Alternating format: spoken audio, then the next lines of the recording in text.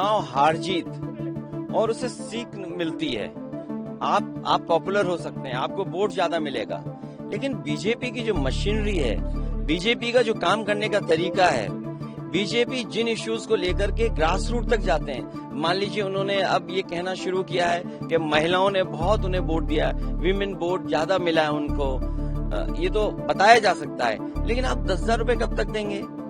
आप सम्मान का जीवन नहीं देना चाहते हैं। अच्छा, उन महिलाओं को आप 10,000 दे रहे हो जिनके पति परिवार के लोग एक साथ नहीं रह सकते हैं। देखिए, दुख की बात यह है कि बिहार, यूपी वो स्टेट है जहाँ के सबसे ज्यादा लोग बाहर जाते हैं, वो अपने परिवार को छोड़ के जाते हैं। परिवार के साथ परिवार की तरह रहें, उसके लिए सरकार काम नहीं कर रही है। बस 10,000 रुपए दे करके वोट ले लिया, बाद में जैसे और स्टेटों में इन्होंने किया है कि नंबर्स कम कर देना है, बाद में नियम बना देंगे, रूल्स बना देंगे, बाद में पता लगा कि उतनी हमारी माता बहनों को मदद नहीं मिल रही। इतना सीट जीते हैं, 202 डबल सेंचुरी, हजम नहीं हो रहा।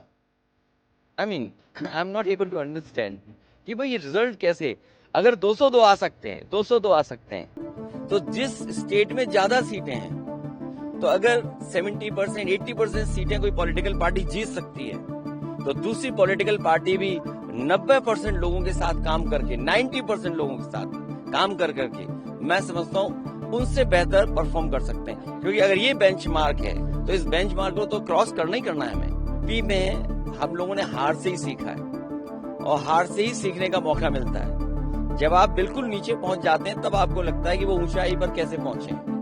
हम हारे थे, मुझे याद है हमें 5 सीट मिली थी, मैं सरकार नहीं बना पाया, और उसके बाद डबल इंजन, उन दोनों डबल इंजनों को हमने हराया, और ऐसी ऐसी सीटें वो हारे हैं, अभी भी शायद वो कल्पना नहीं कर सकते।